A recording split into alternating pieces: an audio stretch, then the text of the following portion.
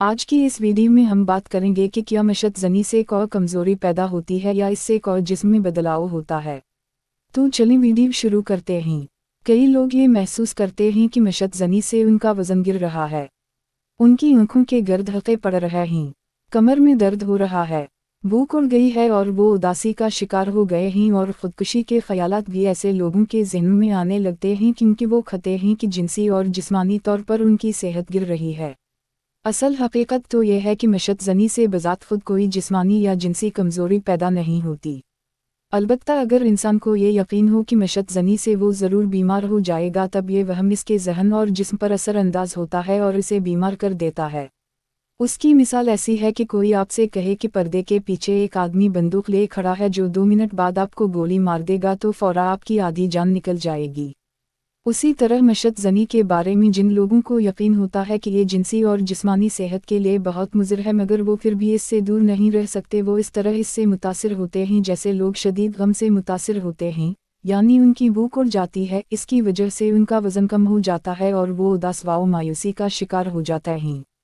اس کی وجہ سے وہ خودکشی کرنے کا سوچنے لگتے ہیں۔ یہ بات باور کرنے کی ضرورت ہے کہ یہ جو کیفیت پیدا ہوتی ہیں یہ بذات خود مشت زنی سے نہیں ہیں بلکہ مشت زنی کے خوف سے ہیں اور اس وہم کی وجہ سے ہیں کہ مشت زنی بہت نقصان دہ ہے۔ اگر انسان کو یقین ہو جائے کہ یہ محض وہم ہے اور اس کی کوئی حقیقت نہیں ہے تو پھر یہ کیفیت دور ہو جاتی ہیں۔ اگر کسی انسان کو یہ وہم ہوا اور اس میں یہ کیفیت پیدا ہو رہی ہوں تو وہ خود اس وہم کو دور نہیں کر سکتا۔ اس کو چاہیے کہ کسی مستند ڈاکٹر سے رجوع کرے، معائنہ کرائے اور اس وہم کو دور کرے اور اس کیفیت سے چھٹکارا حاصل کرے۔ جاہل عطائی اور دوسرے لوگ یہ مشہور کر دیتے ہیں کہ مشت زنی سے جسمانی کمزوری ہوتی ہے، اور جو لوگ مشت زنی کا عمل کرتے ہیں ان کو بھی یہ تجربہ ہوتا ہے کہ مشت زنی کے بعد جسم ڈھیلا پڑ جاتا ہے اور ممکن ہی ہو جاتی ہے اور کمزوری محسوس ہوتی ہے، اس لیے ان کو یقین ہو جاتا ہے کہ جو کہہ رہا ہے وہ صحیح بات، جبکہ حقیقت یہ ہے کہ مباشرت کے بعد بھی اس طرح کی کیفیت پیدا ہو جاتی ہے۔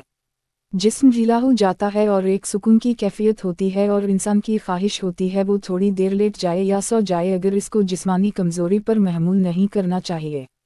اس کی مثال ایسی ہے جیسے انسان پیٹ بھر کر کھانا کھا لے اور اس کے بعد یہ کیفیت محسوس ہو کہ لیٹ جائے یا سو جائے تو اس کو کہا جائے کہ کھانا کھانے سے کمزوری ہوتی ہے۔ اس کو کمزوری نہیں سمجھنا چاہے بلکہ یہ وہ کیفیت ہے جیسے انسان کھانا کھانے کے بعد جسمی سکون محسوس کرتا ہے اور اس کا دل آرام کرنے کو چاہتا ہے۔